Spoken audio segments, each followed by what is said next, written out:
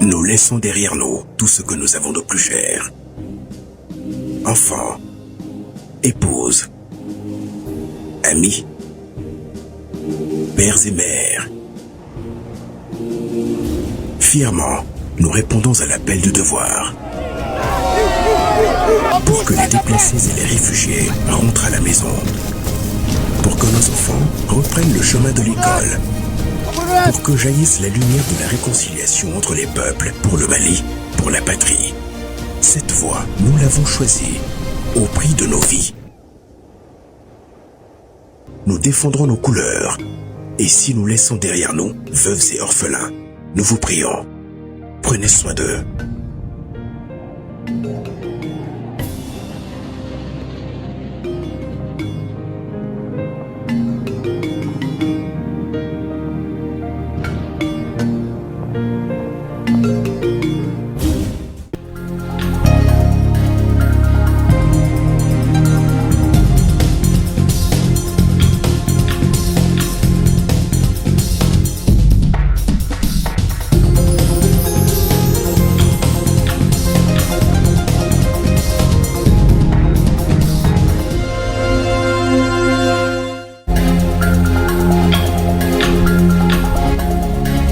Au sommaire, le Premier ministre, ministre de l'administration territoriale et de la décentralisation a présidé aujourd'hui vendredi le cadre de concertation nationale gouvernement-société civile.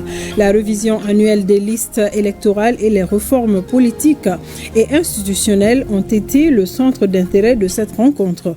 Une rencontre qui a permis aux deux parties d'exprimer leur volonté commune de se donner la main pour le retour de la cohésion au Mali.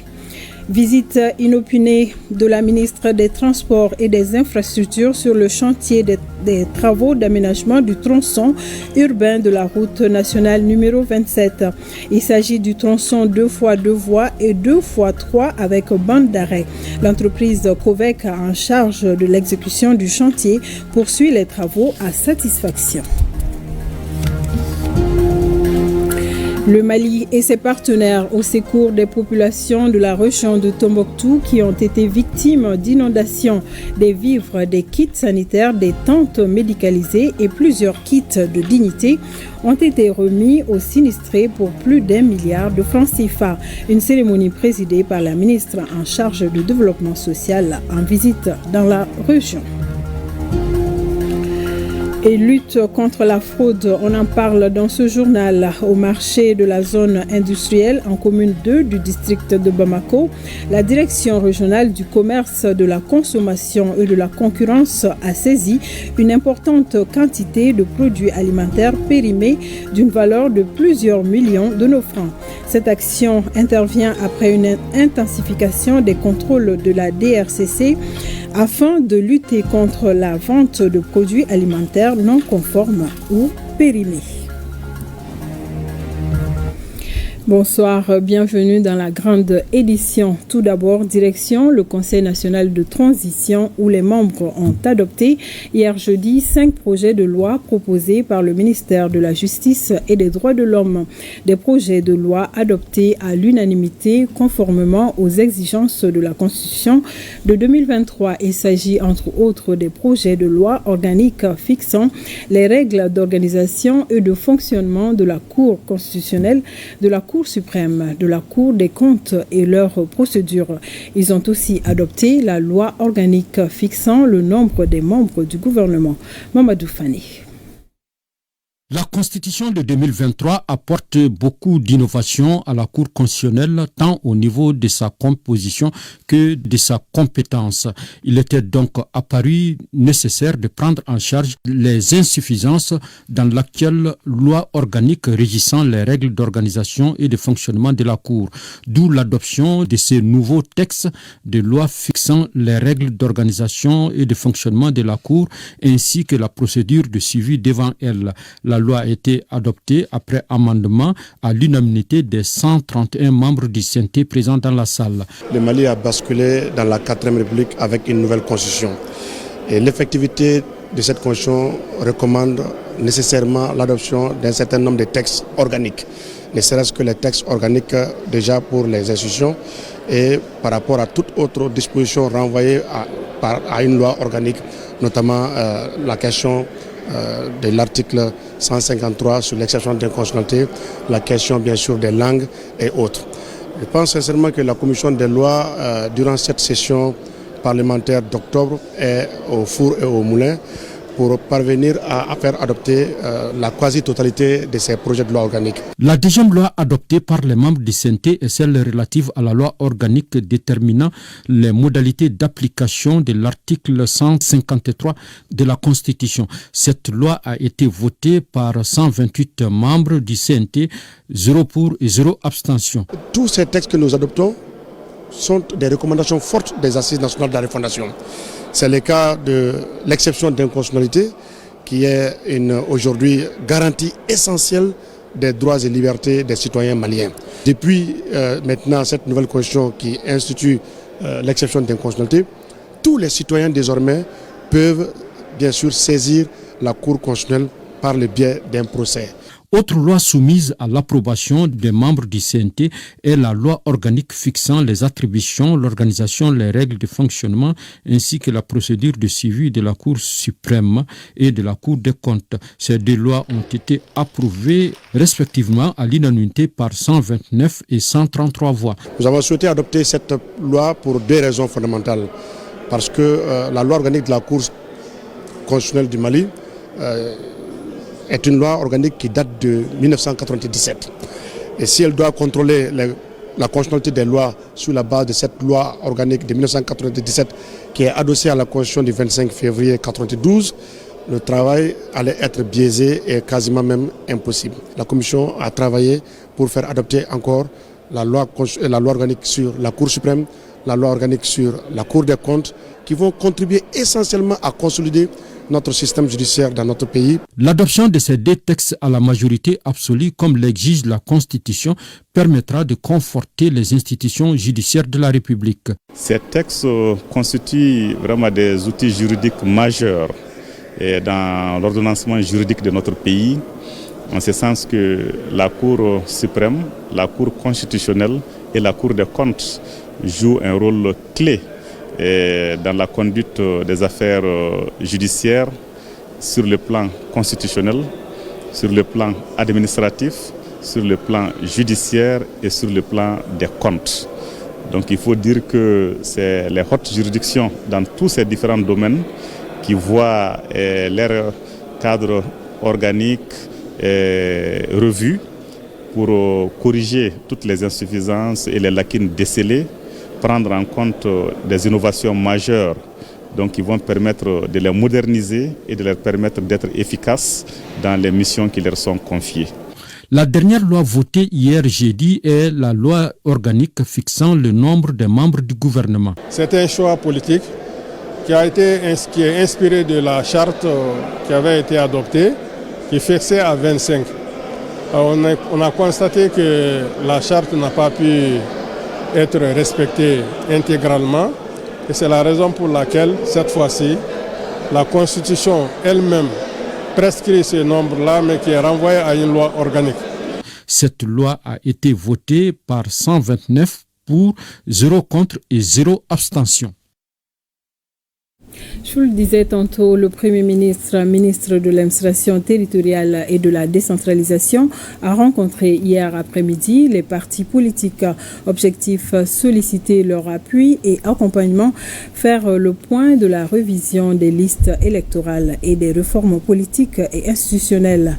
Des différentes communications, il ressort que la révision des listes électorales se passe bien et que plusieurs réformes majeures ont été faites. Les partis politiques ont salué la nomination du général de division Abdoulaye Maïga au poste de Premier ministre avant de lui exprimer leur soutien. Le chef du gouvernement les a appelés à l'union sacrée et à la résilience face aux défis. Nous retrouvons Mamadi Koné et Aliou Touré. Après une période d'interruption, revoilà le cadre de concertation nationale gouvernement-parti politique au bonheur des deux partis. La rencontre est couplée à la prise de contact avec les partis politiques. Nommé le 21 novembre dernier au poste de Premier ministre, le général de division Abdoulaye Maïga est venu solliciter le soutien et l'accompagnement de la classe politique. Au centre des échanges, le point sur la révision annuelle des listes électorales et les réformes politiques et institutionnelles. Le Premier ministre a salué la présence massive des partis politiques à cette rencontre avant d'évoquer les 8 axes de la lettre de cadrage adressée au gouvernement. Parmi les points, il faut souligner la création de conditions en vue d'élections transparentes et apaisées qui mettront fin à la transition. La réalisation de ce dernier point requiert une concertation de tous les acteurs impliqués dans le processus électoral, d'autant plus que le chef de l'État a fait de l'inclusivité un principe d'action dans la conduite des réformes pendant la transition. Pour reprendre sa phrase, je cite, « C'est ensemble que nous ferons le Mali croît ». Je voudrais vous rassurer que les principes de ce cadre de concertation seront maintenus et respectés, à savoir l'inclusivité, la co-construction et la transparence. Dans notre mission, l'union sacrée est un prérequis. Nous comptons sur vous. La division et la haine ne profitent qu'à nos ennemis. L'exposé du directeur régional de l'administration du territoire, Abdoul Salam Diepkile, il ressort que la révision annuelle des listes électorales se passe bien. Elle a permis d'inscrire 58 906 nouveaux électeurs, de faire le transfert de 56 283 et d'éradier 37 833. De nos jours, le nombre d'électeurs s'élève à 8 472 439. La particularité de la révision des listes électorales de 2024 est qu'elle se tient sur la base de la réorganisation territoriale et administrative intervenue en 2023. C'est le lieu pour moi de saluer les cadres du ministère de l'administration territoriale et de la décentralisation et ceux de l'autorité indépendante de gestion des élections qui ont travaillé d'arrache-pied au sein de la commission technique paritaire pour parvenir dans un délai court à ce résultat tangible. On peut donc affirmer qu'à l'issue de la révision annuelle des listes électorales de 2024, l'ensemble des circonscriptions administratives et des collectivités territoriales disposeront de leurs listes électorales sur la base de la configuration administrative actuelle. En matière de réformes politiques et institutionnelles, le conférencier note la nouvelle loi fondamentale, la création de l'autorité indépendante de gestion des élections, la digitalisation des moyens de paiement dans les services publics, le parachèvement du processus de réorganisation territoriale, l'institution de la carte d'identité nationale biométrique sécurisée, entre autres. Comme vous le savez, entre autres objectifs assignés à la transition, figure également la conduite des réformes politiques et institutionnelles pour sortir notre pays des crises politiques et sécuritaires cycliques qu'il connaît depuis plusieurs années.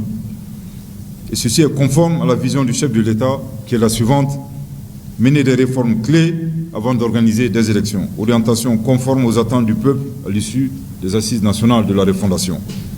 Il est utile de rappeler que les réformes sont des piliers majeurs pour la stabilité et la paix durable dans notre pays, tenant compte des aspirations réelles des populations. Elle propose des solutions à long terme adaptées pour une bonne gouvernance. Les responsables des partis politiques ont salué la nomination du général de division Abdoulaye Maïga au poste de Premier ministre avant de lui exprimer leur soutien et leur accompagnement. Ils ont aussi salué la volonté de décrispation du climat politique. En retour, le chef du gouvernement a invité l'ensemble des acteurs à faire l'union sacrée et d'être résilients face aux défis. Et le Premier ministre, ministre de l'administration territoriale et de la décentralisation, a aussi présidé ce vendredi le cadre de concertation nationale gouvernement-société civile. La révision annuelle des listes électorales et les réformes politiques et institutionnelles ont été le centre d'intérêt de cette rencontre qui a permis aux deux parties d'exprimer leur volonté commune de se donner la main pour le retour de la cohésion au Mali. Mamari Koné et Aliou Touré. Après la classe politique, le Premier ministre, ministre de l'administration territoriale et de la décentralisation, rencontre la société civile. 2 points sont abordés lors de la rencontre. Il s'agit de la révision annuelle des listes électorales et le point des réformes politiques et institutionnelles. Dans notre mission, l'union sacrée est un prérequis et nous comptons sur vous. Après les 2 communications faites par le directeur général de l'administration du territoire, l'assistance a eu droit à la parole à travers des questions et contributions. Les intervenants ont ainsi apporté leur soutien aux autorités de la transition avant de s'interroger sur un certain nombre de sujets.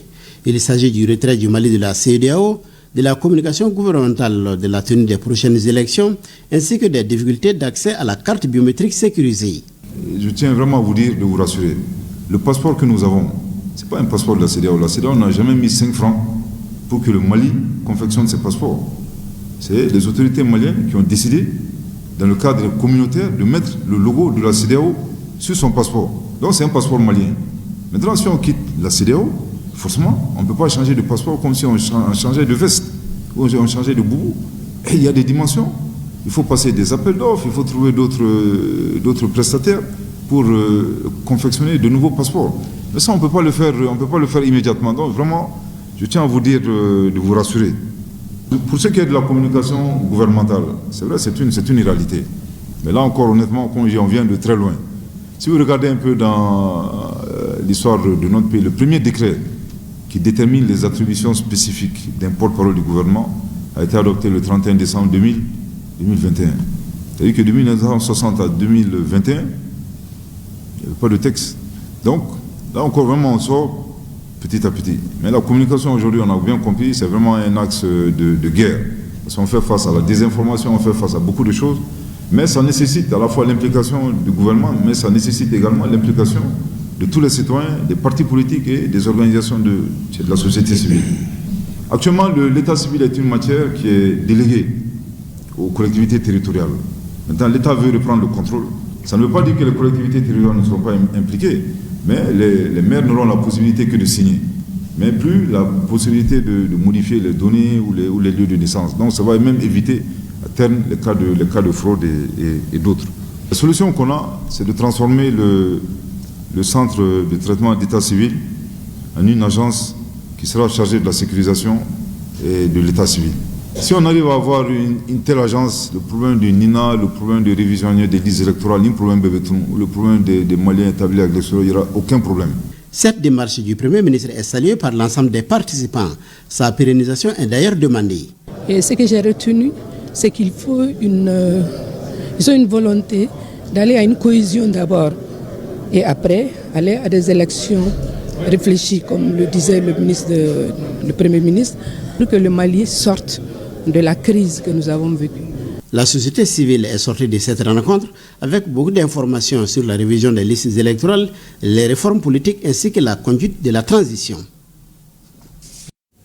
Autre sujet, suite aux inondations causées par la montée des eaux du fleuve Niger ayant affecté plus de 400 ménages en région de Tombouctou, les hautes autorités ont dépêché une mission composée des ministres, ambassadeurs et responsables humanitaires pour constater l'ampleur des dégâts. Cette visite a permis à la délégation de mesurer les dégâts et exprimer la solidarité du gouvernement aux victimes qui ont tout perdu.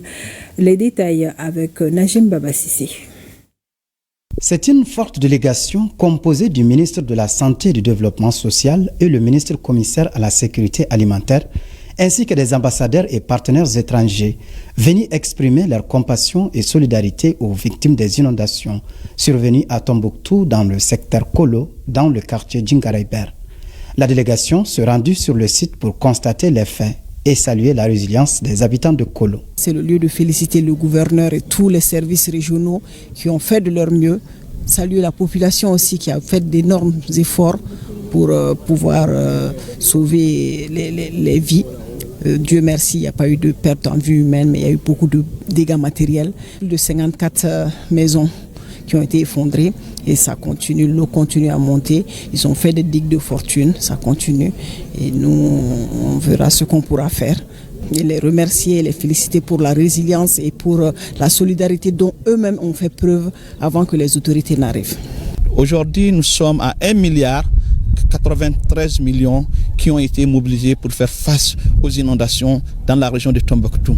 Et les évaluations sont en cours actuellement. Nous attendons juste le résultat de ces évaluations pour apporter la réponse aux populations sinistrées en fonction des besoins qui ont été identifiés. Mais déjà, nous n'avons pas attendu que les résultats de l'évaluation soient disponibles. Il y a déjà des assistances qui sont faites, il y a des consultations médicales qui ont été engagées auprès des communautés et aussi des assistances en matière de médicaments qui ont été accordées. Auparavant, la délégation avait rendu une visite de courtoisie à la notabilité. Une occasion saisie par les hôtes pour exprimer les salutations du président de la transition et du gouvernement et solliciter leur accompagnement pour la réussite des grands chantiers de la nation.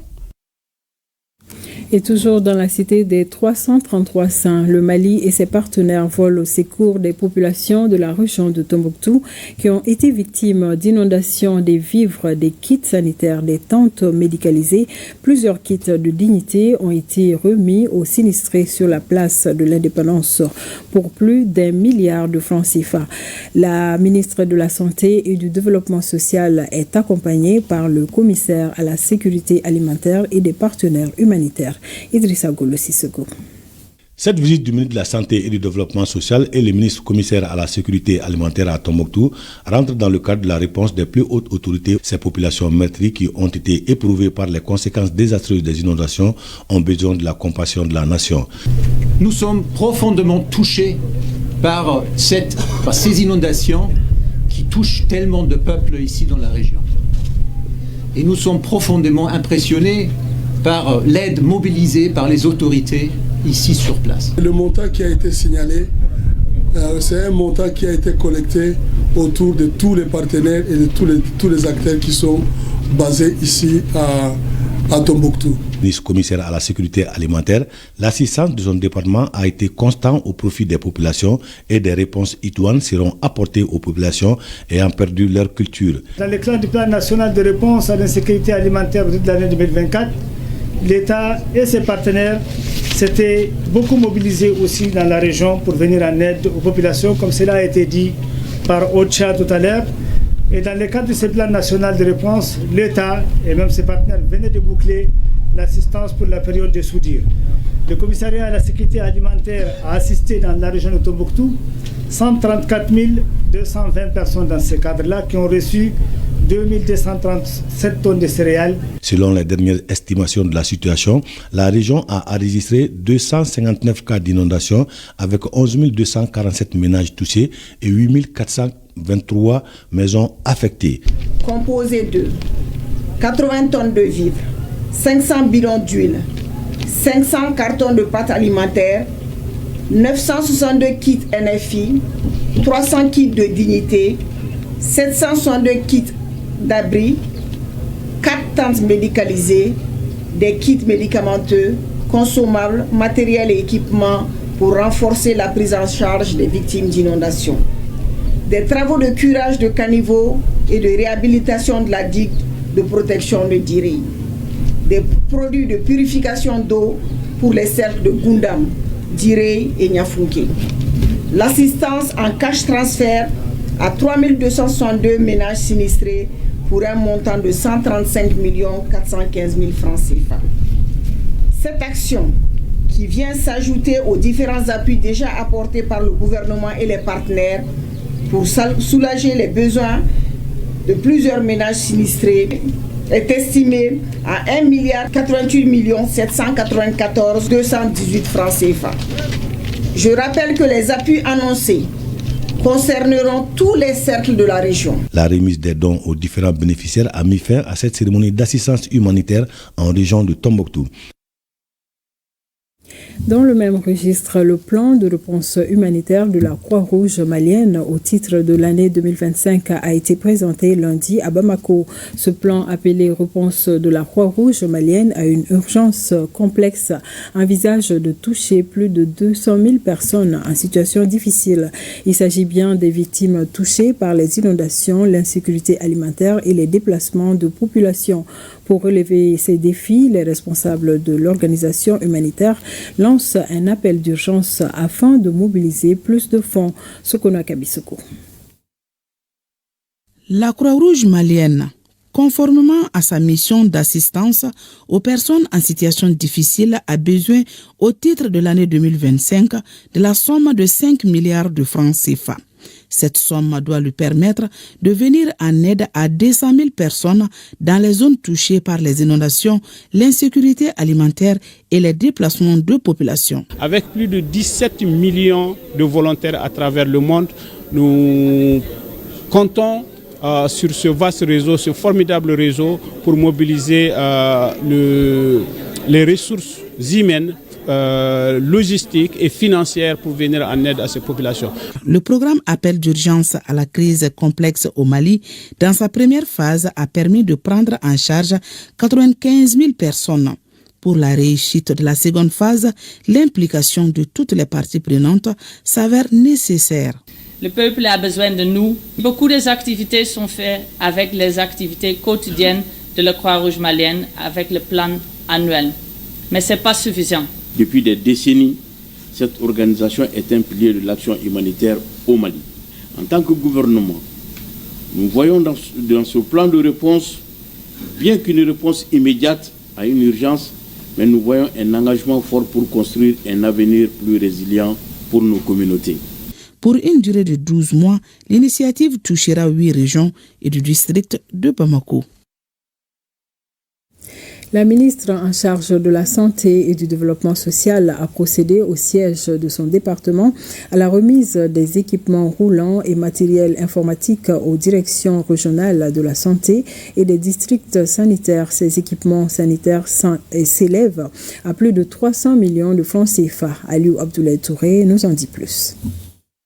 Cette cérémonie de remise d'équipements roulants et matériel informatique entre dans le cadre du renforcement du système de santé au Mali. Pour le Fonds mondial, c'est un véritable honneur de pouvoir, à travers ces dons d'ambulances, ces équipements aussi sur les motos qui vont permettre et les équipements informatiques d'aider dans la fonctionnalité, le travail quotidien des équipes qui sont dans les régions, des acteurs communautaires aussi pour atteindre les patients et permettre un meilleur accès aux soins et paquet intégré d'activités pour la lutte contre le VIH/SIDA, la tuberculose et le paludisme.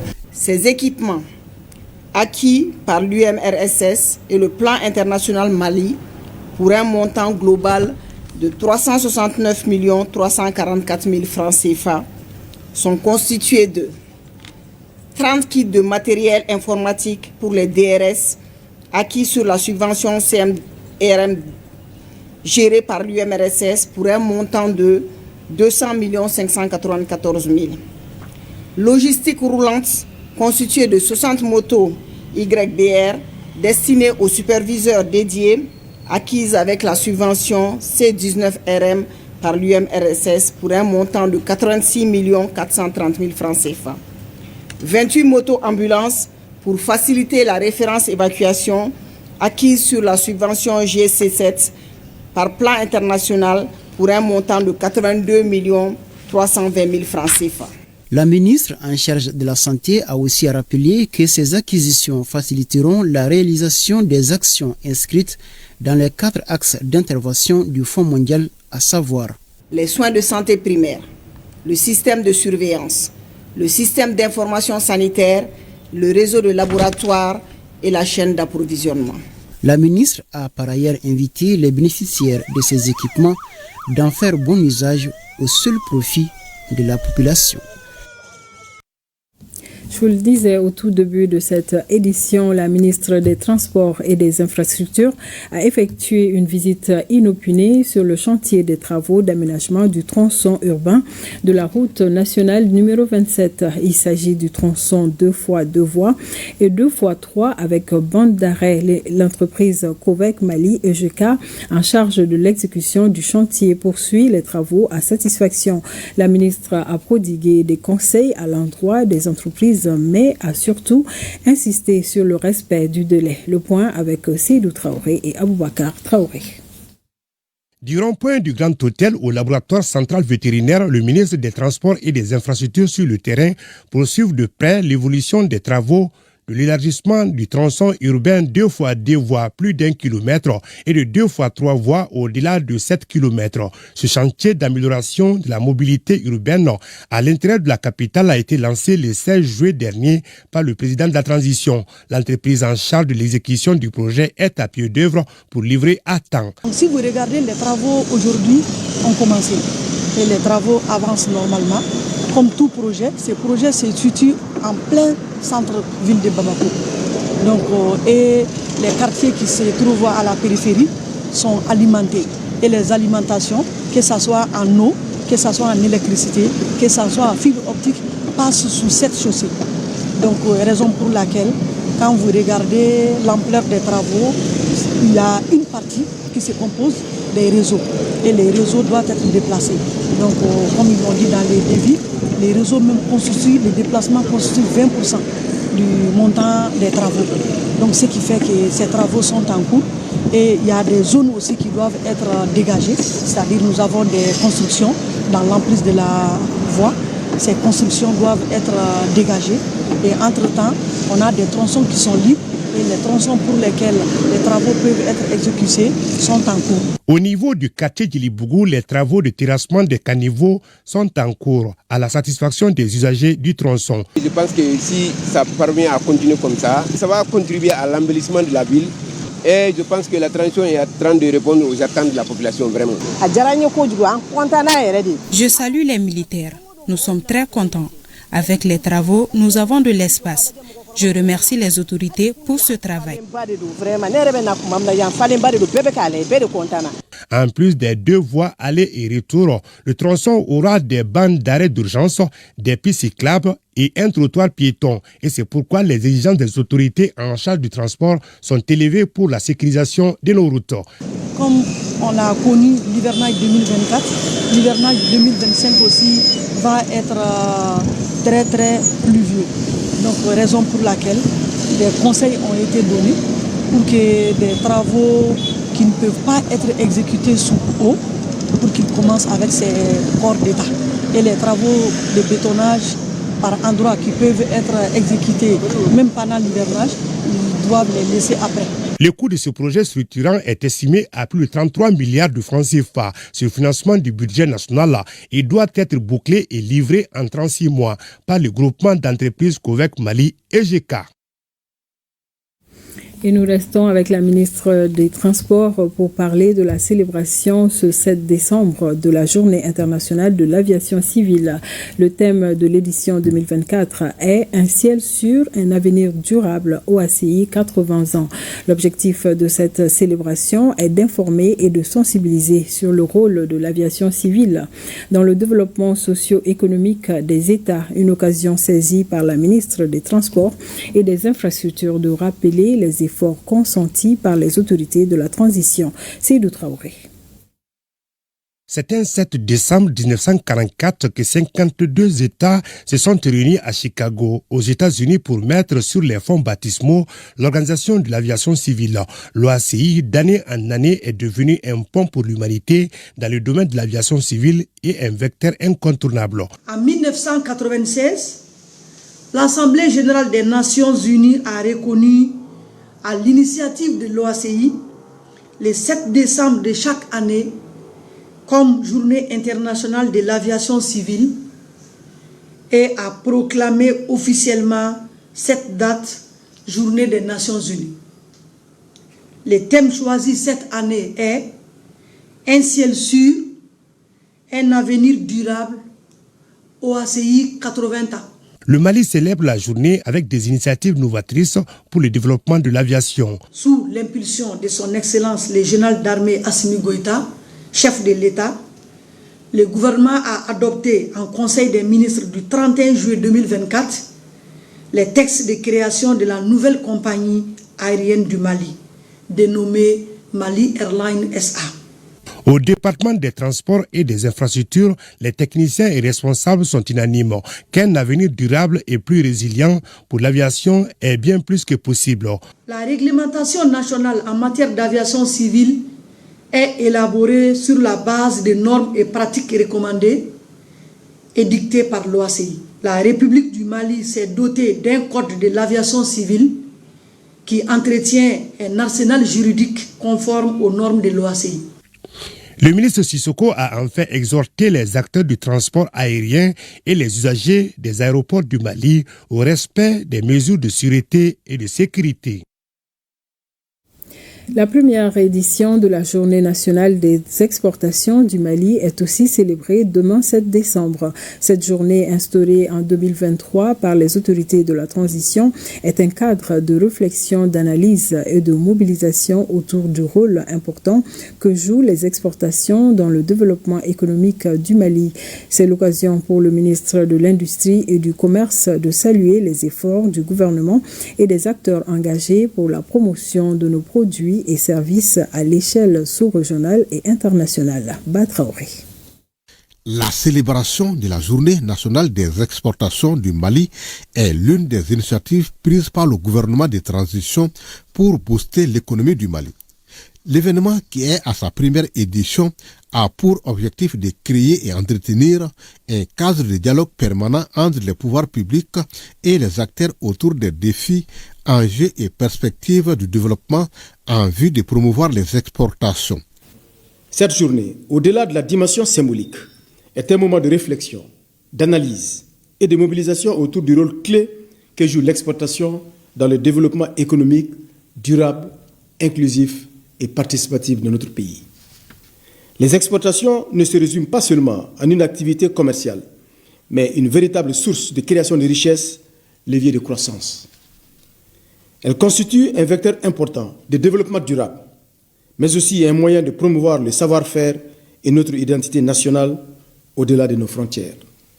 Pour le ministre de l'Industrie et du Commerce, le contexte économique mondial reste marqué par une évolution croissante des besoins.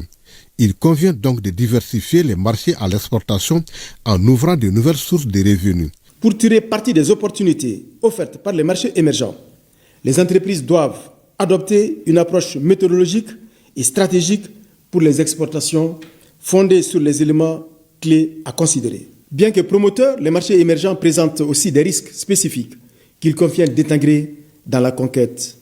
Le ministre en charge du commerce estime que la promotion des exportations doit se faire en équation avec la couverture des besoins. Il s'agit spécifiquement de créer un cadre de dialogue et d'échange entre l'État et les exportateurs pour décider les suites à donner par rapport aux préoccupations. Renforcer l'appropriation de la stratégie nationale de développement des exportations par les acteurs du secteur, récompenser les entreprises qui sont distinguées dans la conquête de nouveaux marchés. Je tiens à saluer d'ores et déjà l'engagement remarquable de tous ceux et de toutes celles qui, par leur travail acharné, contribuent à promouvoir nos produits et services à l'échelle sous-régionale, régionale et internationale. Le ministre Moussa Alassane Diallo a enfin rappelé la nécessité de renforcer les partenariats internationaux et de tirer parti des accords commerciaux déjà conclus. Visite de terrain du tout nouveau ministre de l'Énergie et de l'Eau à 2 centrales. En effet, il vient de visiter la centrale de Sirakoro, puis le poste de distribution de Balengue. Objectif, s'enquérir de l'état de fonctionnement des installations et aussi une prise de contact avec le personnel. Une prise de contact mise à profit par le ministre Djané pour passer un message du président de la transition. Visite suivie par Boubacar Bablé-Touré. Un mal n'a de remède que lorsqu'il est bien diagnostiqué. Premier objectif de cette visite de terrain du tout nouveau ministre de l'Énergie et de l'Eau, venu pour s'enquérir non seulement de l'état de fonctionnement des installations, mais aussi de recenser les difficultés en vue de proposer des solutions urgentes. La visite a concerné dans un premier temps la nouvelle centrale thermique de Sirakoro, puis le poste de distribution du quartier et a pris fin à la centrale de Balengue. Il faut améliorer l'existant. Donc je suis venu constater de visu quel est le problème, on a compris. Donc on va tout mettre en œuvre pour que la production puisse reprendre dans un bref délai et que la desserte soit améliorée.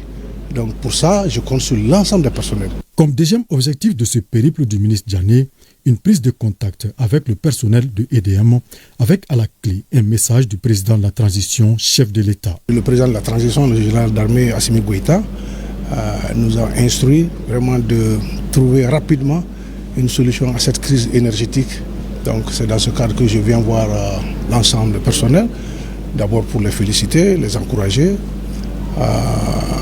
passer ce message du président à l'ensemble des travailleurs. C'est vrai, la crise énergétique que nous traversons, c'est un défi immense, mais qu'à cela ne tient.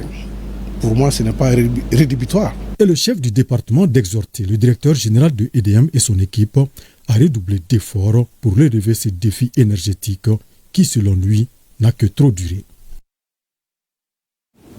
Sur un tout autre plan, plus de 36 000 migrants maliens ont été aidés à retourner dans leur pays et parmi eux, un peu moins de 36 000 ont bénéficié d'une assistance individuelle. Ces chiffres ont été révélés à la faveur de la deuxième session du comité de pilotage du programme de protection, de retour et de réintégration des migrants en Afrique subsaharienne. Plus de détails avec Nouhoum Sissoko. La deuxième session du comité de pilotage du MPRRSSA, programme de protection, de retour et de réintégration des migrants en Afrique subsaharienne, se penche sur le bilan des activités menées. Ce programme lancé en 2022 s'appuie sur les acquis de l'initiative conjointe Union européenne-Organisation internationale pour les migrations en matière de protection et de réintégration des migrants. Grâce à ce programme, 36 504 migrants maliens ont été aidés à retourner dans leur pays en toute sécurité et en toute dignité. Parmi eux, 35 993 ont bénéficié d'une assistance individuelle à la réintégration. 32 348 migrants ont été soutenus pour démarrer des activités génératrices de revenus. 13 824 ont reçu des formations professionnelles. 25 000 aides en cash ont été fournies dans le cadre de l'initiative que nous appelons communément Cash-Based Initiative. 11 204 migrants de retour ont reçu une assistance directe et plus de 6 000 migrants internationaux en transit au Mali ont pu être aidés. Ce programme veille à ce que les migrants retournent dans des conditions minimales de dignité et bénéficient donc de cette assistance à leur arrivée, y compris l'accès à des services essentiels comme le soutien psychologique et les services de santé. La protection et la réintégration des migrants constituent une préoccupation fondamentale des pouvoirs publics, selon le ministre des Maliens établi à l'extérieur et de l'intégration africaine. La feuille de route du nouveau gouvernement, il a été expressément demandé de veiller à la protection des Maliens établis à l'extérieur et de mettre en œuvre des actions robustes en faveur de la diaspora et sur les questions migratoires. Nos priorités futures doivent s'inscrire donc dans cette direction pour une meilleure gouvernance des migrations. L'Organisation internationale pour les migrations œuvre avec ses partenaires de la communauté internationale pour notamment défendre la dignité humaine et le bien-être des migrants, encourager le développement social et économique par la migration, faire progresser la compréhension des questions migratoires.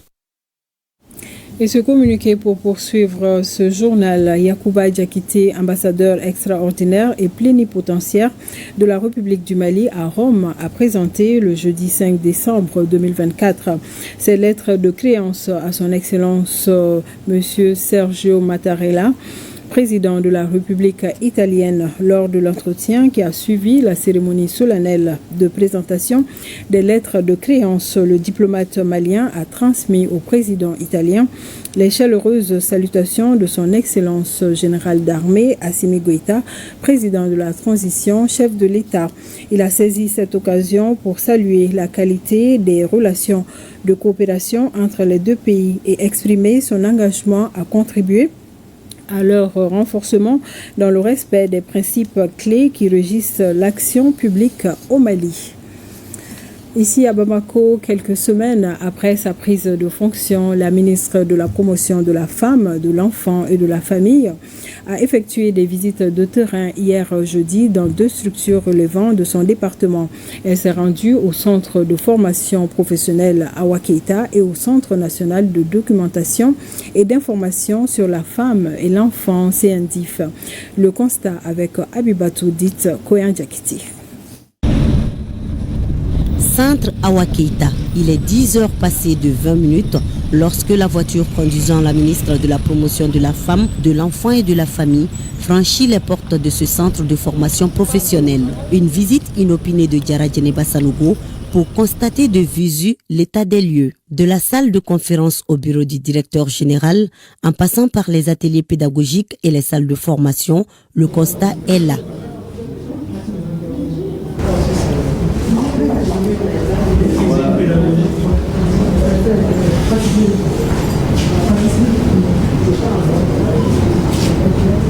contigu, le Centre national de documentation et d'information sur la femme et l'enfant, CNDIF, a également reçu la visite de la délégation, au cours de laquelle Madame la ministre a eu droit à une projection sur la présentation de quelques résultats de l'annuaire statistique sur la promotion du genre en 2023 et aussi sur le site numérique Précofem. Il s'agit de faire en sorte que la femme malienne brille des mille feux et joue surtout tout son rôle dans le processus de développement de Malipura.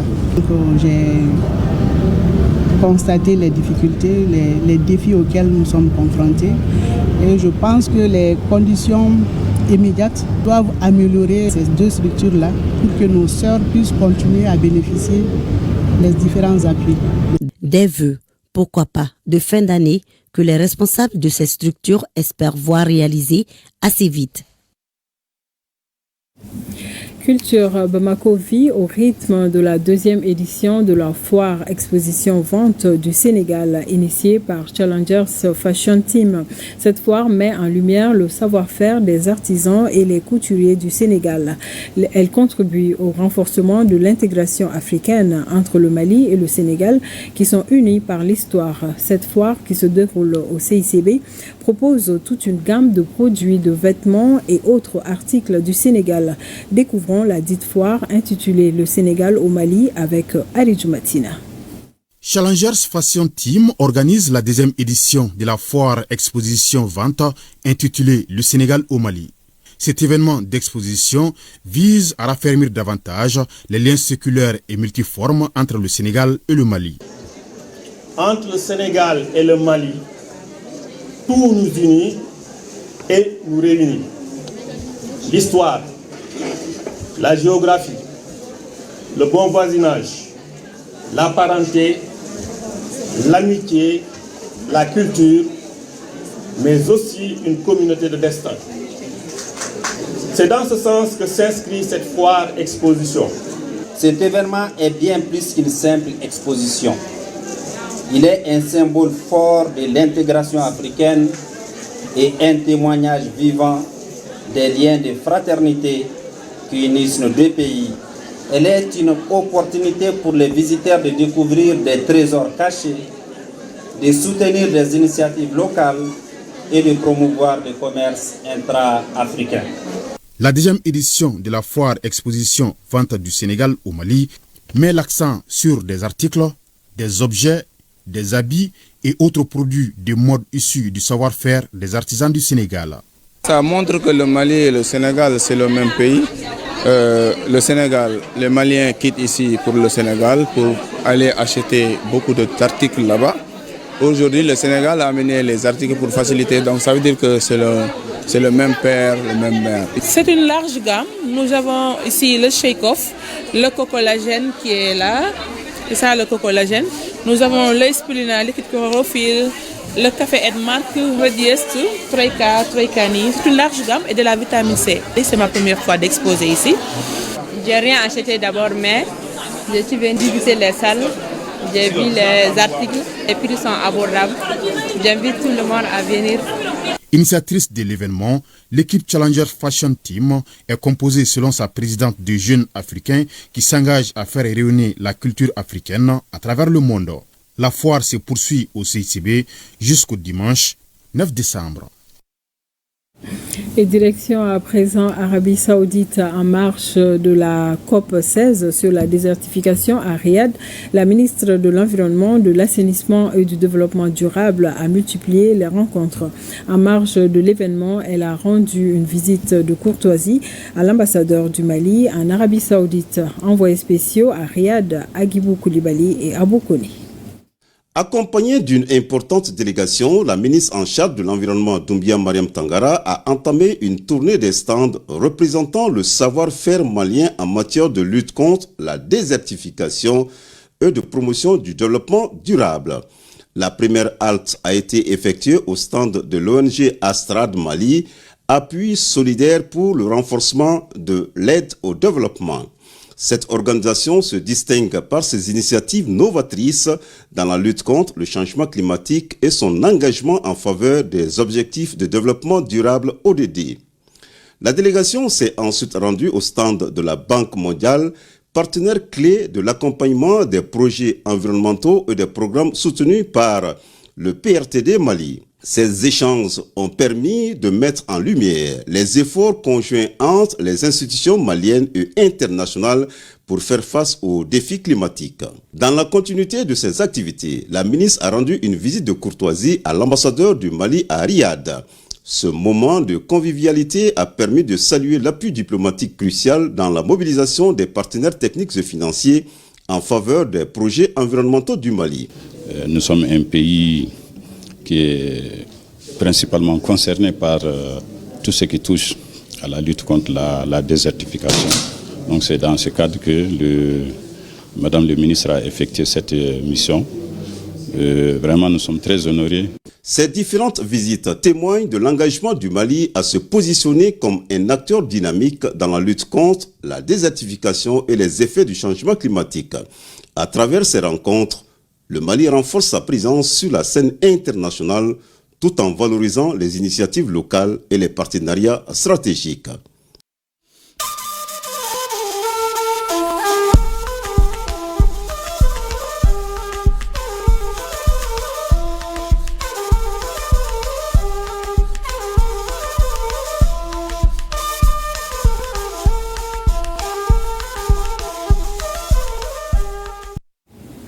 La radio nationale du Burkina Faso fête ses 65 ans. Cet anniversaire est non seulement l'occasion de saluer l'engagement et les efforts des travailleurs, mais aussi de les inviter à fournir plus d'efforts, surtout dans un paysage médiatique en pleine mutation et dans un contexte de crise multiforme. La cérémonie de célébration avec Adama Gouti et Bienvenue Taonsa. Célébration grandeur nature pour un baobab du paysage médiatique burkinabé. Radio Burkina, 65 ans. Informer, éduquer et divertir ce qu'elle a su et sait faire depuis de belles lurettes, et ce, au gré des difficultés. La RTV Radio a su, avec persévérance, demeurer une référence pour l'information, la culture et l'éducation, en dépit des épreuves et des obstacles qui se sont dressés sur son chemin. Des résultats acquis grâce à des hommes et femmes guidés par le souci du professionnalisme et qui, dans un contexte de défis multiples, sont appelés à se réinventer et se mettre en face des attentes d'un public qui s'informe différemment, mais qui reste attaché à la radio mère. Les défis numériques du moment nous imposent de repenser nos méthodes de travail, de diversifier nos contenus et d'intensifier notre présence sur les nouvelles plateformes d'information et de communication. Ce 65e anniversaire intervient au moment où le Burkina Faso lutte pour sa survie, moment pour elle de réaffirmer son engagement à soutenir les efforts des autorités et des forces combattantes pour l'atteinte de la victoire finale contre les forces du mal. Je puis vous rassurer que la RTB et l'ensemble de ses travailleurs se sont appropriés vos pertinentes orientations en matière de production et de diffusion de contenus endogènes en phase avec nos réalités, l'affirmation de notre identité et de notre souveraineté, mais également avec les objectifs et les enjeux de la Confédération des États membres de l'AES. Cet événement enregistre la présence de délégations maliennes et nigériennes, signe de la détermination des peuples de l'AES à cheminer ensemble dans la solidarité et la fraternité. Et nous partons à Niamey à présent pour parler d'un bulletin qui évoque les interventions des forces de défense et de sécurité dans leur mission de sécurisation du territoire nigérien du 1er au 4 décembre 2024. Commentaire Jocelyne Amoussou, Moussa Maman Maïgar. À l'ouest du pays, sur la rive droite du fleuve Niger, la région de Tillabéri demeure au centre des efforts de l'opération NIA visant à démanteler les réseaux terroristes et à rétablir la sécurité. Cette semaine, nos unités engagées ont enregistré une série de succès notables à travers des interventions ciblées. Dans la localité de Bodol, sur la base d'un renseignement fiable, un convoi de vivres destiné aux terroristes a été intercepté par nos forces. Cette intervention a permis la neutralisation de 3 terroristes et la saisie de 40 sacs de sorgho, plusieurs bottes de mil et une motocyclette. Dans la nuit du 29 au 30 novembre, aux environs de 0h30, un individu suspect au guidon d'un vélo a été repéré à proximité de la préfecture de Torodi. À l'approche de la patrouille, l'individu a abandonné un sac avant de s'enfuir. Les vérifications ont révélé une bonbonne de gaz remplie de charges explosives, des billes, des métaux et plusieurs projectiles reliés à une batterie et un dispositif de mise à feu. Une équipe spécialisée du génie militaire a procédé avec succès à la destruction de l'engin explosif, sécurisant ainsi la zone. Enfin, une autre patrouille des forces de sécurité en mission dans la zone de Banjo a surpris sur un arbre 2 guetteurs terroristes et confectionneurs d'engins explosifs improvisés. Les insurgés tentèrent de prendre la fuite en vain, car ils ont tous été tués. Un sac contenant un chargeur Motorola et plusieurs fils électriques destinés à la fabrication des mines artisanales ont été saisis, toujours dans la région de Tillabéri. Dans la soirée du lundi 2 décembre dernier, la patrouille départementale de Filengue a procédé à l'arrestation d'un individu suspecté d'appartenir à un réseau criminel. Après des vérifications approfondies par les services compétents, le suspect a finalement été relâché. Aucune charge n'a été retenue contre lui. Auparavant, la mission hebdomadaire d'escorte sur l'axe Manguese-Tiloua a été marquée par un accident de la voie publique. Un camion civil renversé à 18 km de Tiloua a subi des dégâts dans la région de Zender, au sein de la zone de défense numéro 3. En fin de semaine dernière, la brigade d'intervention et de recherche de la douane de Zender a procédé à une importante saisie de produits frauduleux dans le secteur de Mborto. Il s'agit de la confiscation de plus de 3400 litres d'essence et 87 cartons de produits pharmaceutiques contrefaits. À l'est du pays, dans la région de Difa, dans la soirée du mardi 3 décembre 2024, une opération menée dans la ville de Difa a permis de capturer 2 éminents ravitailleurs affiliés à Boko Haram. Les saisies réalisées lors de cette intervention incluent 2 véhicules, des sommes d'argent s'élevant à 21 403 700 francs CFA, 12 613 000 francs tchadiens et 8 457 050 naira. Une importante quantité de pièces détachées pour motocyclettes et véhicules. La veille, le lundi 2 décembre, la patrouille départementale de Ngingimi a conduit une action offensive sur la berge de Kwatambarwa. Cette opération a conduit à l'arrestation de 2 autres ravitailleurs liés à Boko Haram et à la saisie de vivres destinés à alimenter les groupes armés. Parallèlement, une mission menée près du marché de Boulamari a permis d'appréhender 5 autres ravitailleurs. Ces individus étaient en possession d'une somme totale de 9 millions de naira, probablement destinée à financer les activités des insurgés. Dans le secteur de Niamey, dans le cadre du renforcement du maillage sécuritaire dans la capitale et ses environs, les éléments engagés dans l'opération Inchinkasa ont réalisé des interventions fructueuses ces derniers jours. Au cours de leur mission, les forces ont interpellé un trafiquant de drogue en possession d'une importante quantité de substances illicites. Dans un quartier de la ville, les forces ont également arrêté un individu impliqué dans des activités de soutien logistique aux groupes armés terroristes. Cet homme avait pour rôle de se procurer des motocyclettes à Niamey afin de les livrer à ses commanditaires, contribuant ainsi à leurs opérations illégales.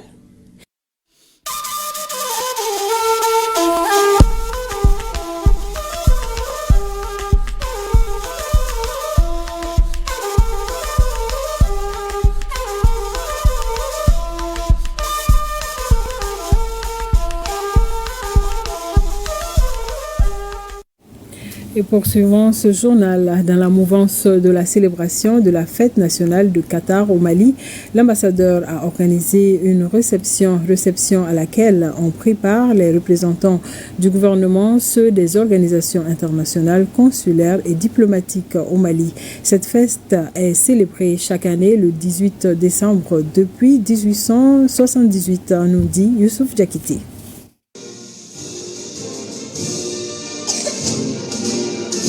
Cette réception organisée par l'ambassadeur du Qatar au Mali consacre la célébration de la journée nationale de l'État du Qatar.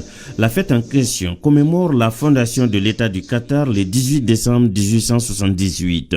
Au regard du partenariat stratégique entre le Qatar et le Mali, l'occasion était opportune pour égrener les domaines de coopération. La politique étrangère de l'État du Qatar repose sur un ensemble de principes énoncés dans sa constitution. Sur la base de ces principes, l'État de Qatar condamne avec la dernière enregie toutes les attaques terroristes visant les forces armées maliennes. La diplomatie malienne est représentée ici par le ministre des Maliens établi à l'extérieur et de l'intégration africaine, Moussa Aga Attayer, a saisi l'opportunité pour saluer l'exemplarité de la coopération entre les deux pays. Le Mali et le Qatar entretiennent depuis plusieurs décennies de solides relations d'amitié basées sur notre appartenance commune à la Oumma islamique, ainsi qu'au respect des principes qui guident l'action diplomatique de nos deux États, à savoir le respect de notre souveraineté ainsi que notre droit légitime à mener des politiques et stratégies conformes aux intérêts de nos peuples. La réception a regroupé les représentants des organisations internationales, consulaires et diplomatiques au Mali. Sur un tout autre plan, le quartier Hippodrome remporte le premier prix de l'opération Mon quartier propre. L'initiative du ministère en charge de la jeunesse a mis en compétition 68 quartiers du district de Bamako et de Kati. Elle vise à promouvoir un environnement propre et sain. L'opération Mon quartier propre a mobilisé les jeunes et les communautés à travers l'entretien régulier des caniveaux et des espaces. Abdul Karim Kaba nous fait le point. Après un mois de compétition, c'est l'hippodrome qui remporte le premier prix de l'opération Mon quartier propre. Cette compétition interquartier a permis aux jeunes de rivaliser pour la promotion de l'assainissement et la propriété dans les communes du Mali. Pour remporter ce trophée, tout le monde s'est impliqué pour vraiment rendre l'hippodrome propre. C'est ce qui a fait que l'hippodrome a remporté ce prix aujourd'hui. La citoyenneté commence par la propriété de notre environnement, d'où cette initiative Mon quartier propre. L'opération a concerné 68 quartiers du district de Bamako et de Kati. L'initiative Mon quartier propre a été aussi effective dans 14 régions du pays. C'est une manière d'encourager les habitants à nettoyer les rues, entretenir les caniveaux et participer aux campagnes de sensibilisation. C'est énorme, c'est du gros travail. Aujourd'hui, c'est la reconnaissance, leur dire merci et dire merci aussi aux chefs de quartier. Ils ont été les premiers à croire en ce projet. Lorsque nous leur avons parlé, je leur ai dit que c'était un projet vraiment sur instruction du président de la transition. Ils l'ont pris comme leur projet et ils l'ont piloté, ils ont mobilisé leurs jeunes. Et vraiment à titre très bénévole, nous n'avons quasiment rien dépensé là-dessus. Et nous avons été appuyés par le ministère de l'Environnement et la délégation spéciale du district de Bamako par rapport aux équipements que nous avons eus, mais de façon globale, nous pouvons être heureux aujourd'hui de dire que les jeunes ont relevé le défi avec brio. Les 3 premiers quartiers de toutes les communes ont reçu des trophées et des attestations. Les partenaires du ministère de la Jeunesse et des Sports, chargés de l'instruction civique et de la Constitution citoyenne, ont reçu également des attestations de reconnaissance pour leur implication dans la réussite de l'opération Mon quartier propre. Parlons à présent de la lutte contre la fraude au marché de la zone industrielle en commune 2 du district de Bamako. La direction régionale du commerce, de la consommation et de la concurrence a saisi une importante quantité de produits alimentaires périmés dont le montant est estimé à plusieurs millions de francs CFA. Cette action intervient après une intensification des contrôles de la DRCCC afin de lutter contre la vente de produits alimentaires non conformes ou périmés. Benoko Fofana et Sidiki Balo, reportage. La direction régionale du commerce, de la consommation et de la concurrence, dans sa mission régalienne, a saisi une quantité importante de produits alimentaires périmés dans des entrepôts et commerces de détail au marché de la zone industrielle en commune 2 du district de Bamako. Parmi les produits concernés, on retrouve des boissons, des conserves, des produits laitiers, des spaghettis et autres. Ces produits étaient destinés à la vente malgré la péremption de la date de consommation. Nous avons reçu une information de la part d'un citoyen comme quoi il y a des produits périmés dans ces boutiques-là. Des produits périmés, des produits impropres à la consommation. Donc avec cette information, nous avons déployé une équipe de brigade sur le terrain pour venir vérifier l'information. Une fois arrivés sur les lieux, lorsqu'ils ont ouvert les magasins, ils ont trouvé qu'effectivement que les produits qui sont dans ces magasins sont vraiment des produits, il y a des produits périmés dedans, il y a des produits avariés, il y a des produits aussi falsifiés, dont la date a été falsifiée. Nous avons vu qu'ils ont des appareils avec lesquels vraiment ils font la falsification, ils chauffent, ils mettent d'autres dates, donc c'est très grave. Donc nous avons aussi aperçu que vraiment dans les mêmes lieux, qu'il y a des gens qui ils déballent la pâte alimentaire, ils enlèvent vraiment l'emballage de la pâte alimentaire pour pouvoir les mettre dans les sacs vides et les vendre comme ça par kilo. Selon le directeur régional du commerce, les commerçants qui s'adonnent à cette pratique s'exposent à des sanctions. Par rapport à cette situation, nous allons faire les documents et nous allons les envoyer au niveau de la justice. Donc ces auteurs-là seront sanctionnés conformément aux lois en vigueur. Donc les produits vont être pour un premier temps saisis de façon provisoire par nos services, envoyés au niveau de la justice pour être saisis définitivement. Ensuite, on va les détruire. Pour la circonstance, le directeur régional du commerce invite les fraudeurs à abandonner cette pratique et sollicite l'accompagnement de la population à combattre le phénomène. Nous tenons vraiment à demander à la population vraiment de nous donner des informations. Vous avez vu l'autre jour que nous avons reçu vraiment des véhicules de la part des plus hautes autorités à travers notre direction générale pour que nous puissions être déployés partout dans les districts de Bamako pour pouvoir sillonner les marchés, voir les produits qui sont nocifs vraiment pour la santé de nos consommateurs, de les retirer vraiment des marchés pour que nos populations puissent aller acheter des produits de bonne qualité. Il y a des commerçants qui se comportent bien, mais parmi eux, il y a des gens vraiment qui font ces genres d'activités à côté, qui est très nocif vraiment pour la santé de nos consommateurs. S'ils ont connaissance vraiment des pratiques comme ça, de leurs collègues, vraiment de nous donner l'information. Les saisies de produits alimentaires périmés sont une mesure nécessaire pour préserver la santé publique et renforcer la confiance des consommateurs. Les travaux de la formation des secrétaires du ministère de la Communication et de l'Économie numérique ont pris fin ce vendredi. Les échanges ont porté sur la rédaction administrative, le langage administratif, la technique de préparation de la rédaction administrative, compte rendu Inaba. Cette formation de 4 jours a permis aux participants de renforcer leurs capacités dans le domaine de la rédaction administrative. La session a concerné plus d'une trentaine de secrétaires et assistantes de direction du département en charge de la communication et de l'économie numérique. Elle a bénéficié de l'appui technique de Amali Conseil. Une fois quand vous quittez les bancs, généralement les chefs vous oublient. Or, avec la nouvelle technologie, nous avons besoin de nous former davantage pour satisfaire à tous les besoins. Demandons au ministère vraiment de penser à ces formations pour les secrétaires, pour que les secrétaires puissent répondre aux attentes. Le Mali, sous la houlette de son Excellence le général d'armée Assimi Goïta, a privilégié la digitalisation de l'administration.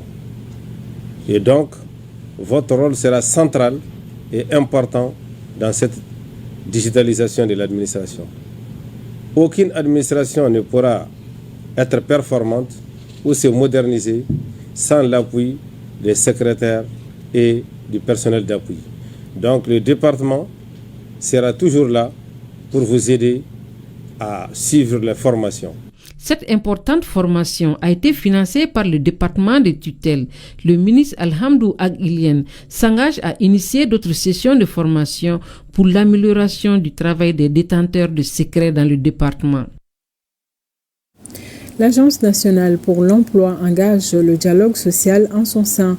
Les administrateurs de l'ANPE sont réunis pour 2 jours afin d'orienter, conseiller et superviser les entités opérationnelles en vue de l'application productive de la politique nationale de l'emploi. Famoussa Sidibé nous en dit plus. Décrit comme la charpente des services d'emploi au Mali, le conseil d'administration de l'ANPE est représentatif de la crème des acteurs clés du monde du travail. Ce dialogue social ainsi établi entre les administrateurs et les organes opérationnels est une recommandation du gouvernement. Le profil des administrateurs également, composé partiellement d'acteurs syndicaux et du secteur privé, fait partie des éléments favorisant la tenue de ce dialogue. Le dialogue social n'est pas qu'un concept. Il est l'instrument au service de la stabilité sociale, de la productivité et du développement durable. Il constitue un mécanisme par lequel les intérêts des employeurs, des travailleurs et des pouvoirs publics peuvent converger vers des solutions partagées et bénéfiques pour tous. Selon la ministre Oumou Salsek, en ratifiant les conventions de l'Organisation internationale du travail, notamment celles relatives à la liberté syndicale et à la négociation collective et au service public de l'emploi, le Mali s'est engagé à promouvoir un dialogue social, inclusif et constructif. Dans un monde en constante mutation, le dialogue social se présente comme un pilier incontournable de la cohésion sociale, de la paix durable et du développement économique inclusif. C'est pourquoi le gouvernement de la République du Mali accorde une attention particulière à son renforcement dans toutes les sphères de la société, comme en témoigne le pacte de solidarité pour la croissance et le développement signé avec tous les acteurs du monde du travail. L'ANPE donne ainsi le ton d'une dynamisation de ses outils de gestion afin de répondre plus efficacement aux attentes du monde du travail pour une réduction significative du taux de chômage dans le pays. Les pèlerins marcheurs du 53e pèlerinage de Kita ont été reçus hier 5 décembre par le ministre des Affaires religieuses, du culte et des coutumes qui avait à ses côtés son homologue de l'agriculture. Ils ont été félicités et encouragés par les ministres. Daouda Koné a suivi cette rencontre. Des messages de reconnaissance, des félicitations et prières ont meublé cette rencontre des pèlerins marcheurs et les ministres des Affaires religieuses, du culte et des coutumes et celui de l'agriculture. Les visiteurs se disent chanceux puisque c'est une première qu'ils sont reçus de la sorte après le pèlerinage. D'abord, la reconnaissance de l'État et l'encouragement de l'État.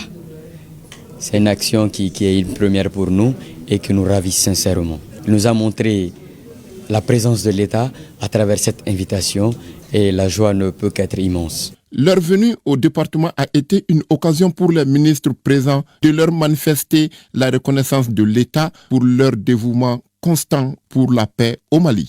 Ce qu'ils ont fait au nom de la foi, ils l'ont fait au nom du Mali. Ce qu'ils ont fait au nom de l'Église, ils l'ont fait au nom de la transition. Ils l'ont fait au nom du développement et l'amour de leur pays. Parce que la foi qui les a permis de marcher jusqu'à 185 kilos, c'est la même foi qui doit les pousser à construire leur pays. C'est la même foi qui doit les pousser à ne pas trahir leur pays. C'est la même foi qui doit les pousser à considérer que le pays est avant et après. Tout. Pour rappel, le pèlerinage de Kita a eu lieu du 30 novembre au 1er décembre 2024 et les pèlerins marcheurs étaient au nombre de 353 cette année. Direction Cité des As qui a lancement mercredi dernier à Gao des assises des États généraux de la santé des régions de Gao, Kidal et Menaka. Cette rencontre devrait permettre aux acteurs de la santé et aux partenaires des 3 régions de faire le diagnostic de notre système de santé pour le bien-être des populations. Aliou Idrissa Maïga pour plus de détails. 3 jours durant, les spécialistes de la santé des régions de Gao, Kidal et Menaka et leurs partenaires vont échanger sur les problèmes qui minent notre système de santé, faire des propositions de solutions et élaborer un plan d'action avec un programme réaliste de mise en œuvre des solutions proposées et un mécanisme de suivi-évaluation des interventions retenues. L'objectif ici, c'est de mettre ensemble tous les acteurs de la santé pour échanger sur le fonctionnement de notre système de santé, voir son organisation, identifier les principales difficultés pour pouvoir les solutionner afin de renforcer la performance de notre système de santé. Nous espérons partager avec vous les acteurs clés, la vision stratégique du ministère de la Santé et du Développement social, qui va nous permettre de construire un consensus autour des analyses, des acquis, des défis qui se posent à notre système de santé. Pour le général de division Moussa Mouriba Traoré, gouverneur de la région de Gao, la tenue des États généraux de la santé est d'une importance très capitale pour les régions de Gao, Kidal et Menaka, mais aussi pour l'ensemble du pays. Au Mali, la politique nationale de la santé est fondée sur des principes de soins de santé primaire et de l'initiative de Bamako, dont l'objectif principal est de permettre un accès très large aux couches les plus vulnérables à des médicaments et à moindre coût. Au terme de ces assises, les participants vont s'accorder sur les mesures et actions nécessaires à entreprendre pour relever les défis du secteur de la santé. À suivre dans nos programmes après cette édition, votre rubrique mensuelle Démêler le vrai du faux. Nous vous proposons un extrait de ce numéro sur des rumeurs, notamment le recrutement des paramilitaires français dans l'armée malienne. Suivons. Aujourd'hui, dans ce nouveau numéro, nous revenons sur les faits marquants qui ont agité les réseaux sociaux et les web tout au long du mois de novembre. Sans plus tarder, nous commençons ces investigations. À la mi-novembre, une rumeur affirmant que les paramilitaires français auraient été recrutés au Mali pour piloter des drones a largement circulé sur les réseaux sociaux. Les communiqués officiels de la DIRPA ont démenti cette allégation qui n'était pas fondée. Aucune collaboration de l'armée malienne avec des opérateurs de drones paramilitaires français n'a eu lieu. Cette information est donc du fake.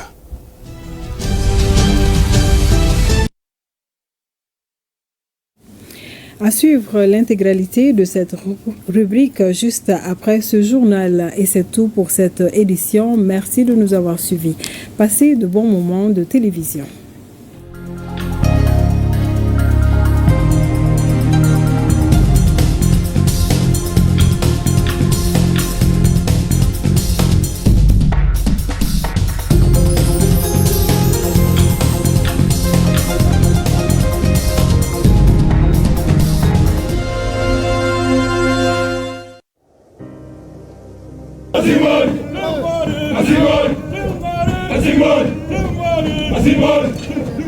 Azimol